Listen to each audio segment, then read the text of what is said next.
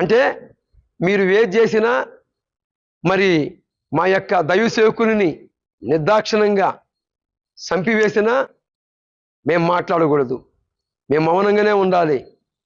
అంటే చూడండి,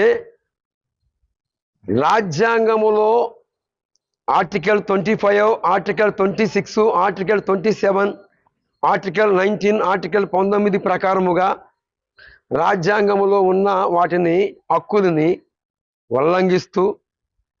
ఉల్లంఘిస్తున్న ఎవరండి ఏ మతాన్ని దూషించకూడదు అని రాజ్యాంగంలో రాయబడితే నీవు నమ్ముకుంటే నమ్ముకోండి, లేకపోతే లేదని ఆ దైవ సేవకుడు మొరపెట్టాడు. ఎన్నో బోధులు ఉన్నాయి. ఆయన ఎంతోమంది జీవితాలను వెలిగించాడు.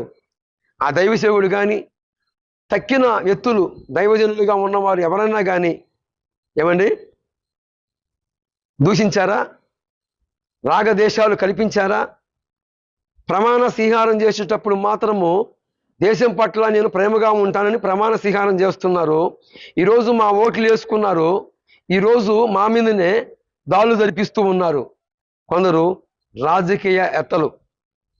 తెలిసిద్ది, అందరి చరిత్ర బయటకు వచ్చే రోజు ఆసన్నమైంది. చూస్తూ ఎవరు ఉండము.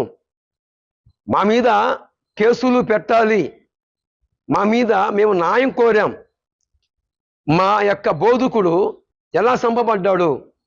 అది యాక్సిడెంట్ అయితే ఒక యాక్సిడెంట్ జరిగిన వ్యక్తి మీద మోటార్ సైకిల్ ఎలాగ ఉంటుంది?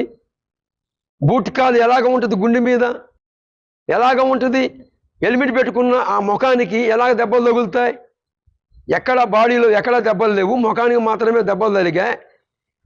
మా యొక్క బోధకుని దైవ సేవకుని మీద ఎన్ని వ్యూహాలు!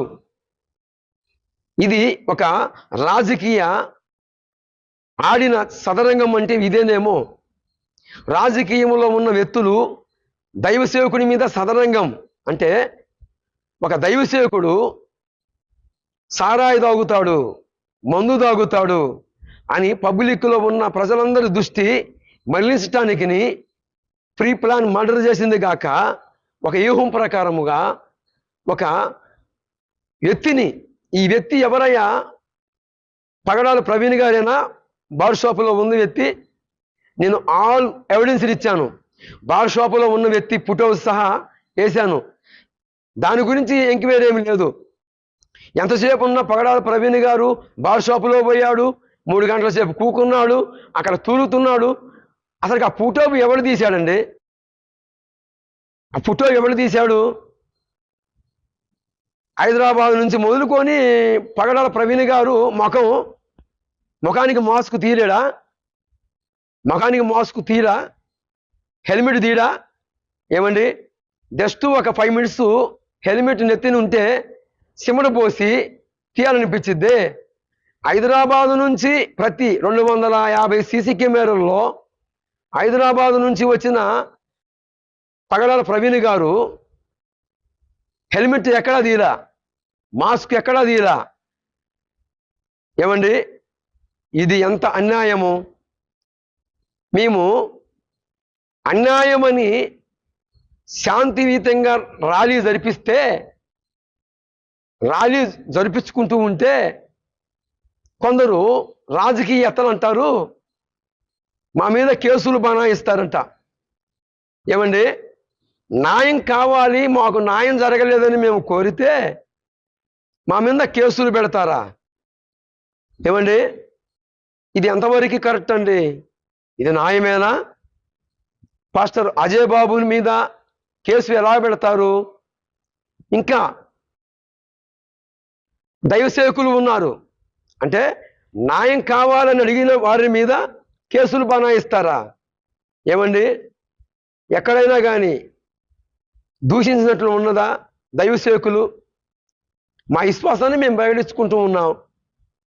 మమ్మల్ని ఏవో ప్రకారముగా మా నాయకుడిని పగడాల ప్రవీణ్ గారిని అన్నని బలి తీసుకుంది గాక ఆయన మీద ఒక నిందా ప్రచారము ఏంటంటే ఆయన బార్ షాపులో పోయాడు, ఆయన ఫుల్ బాటిల్ తీసుకున్నాడు అని చెబుతున్నారు. కానీ తాగినది ఎక్కడైనా ఉన్నదా? ఒక్క ఎవిడెన్స్ ఉన్నదా? ఆయన తాగినట్లు కానీ ఎక్కడైనా ఉన్నదా? ఆయన చేతిలో సీసా ఉంది. ఎలాగా కథలు అడుగుతున్నారండి. ఇదే రాజకీయం అంటే అని అనిపిస్తుంది. ఈ రాజకీయ సదరంగంలో ఎంతో మందిని పూర్వకాలాల నుండి ఈ రోజు కూడా ఎంతో మందిని బలి తీసుకుంటూనే ఉన్నారు. మేము న్యాయం కావాలని అడిగాం, మాకు న్యాయం జరగలేదని అడిగాం. ఏమండి, ఒక రాజకీయవేత్త చనిపోతే అతని పక్షమున ఎన్ని అల్లర్లు లేపుతారో మేము ఎక్కడన్నా అలాగ లేపామా? శాంతియుతంగా మరి దైవ సేవకులు, దైవజనురాళ్ళు, మరి ఎంతోమంది వృద్ధాప్యంలో ఉన్నవారు శాంతియుతంగా కాలు నడకని ప్రకటించుకొని మా యొక్క నాయకుడు ఎందుకు చంపబడ్డాడు, ఎందుకు పోస్ట్ మార్టం రిపోర్ట్ ఇంతవరకు ఇవ్వలేదు, కారణం ఏమిటి, హేతు ఏమిటి అని మేము న్యాయంగా అడుగుతూ ఉంటే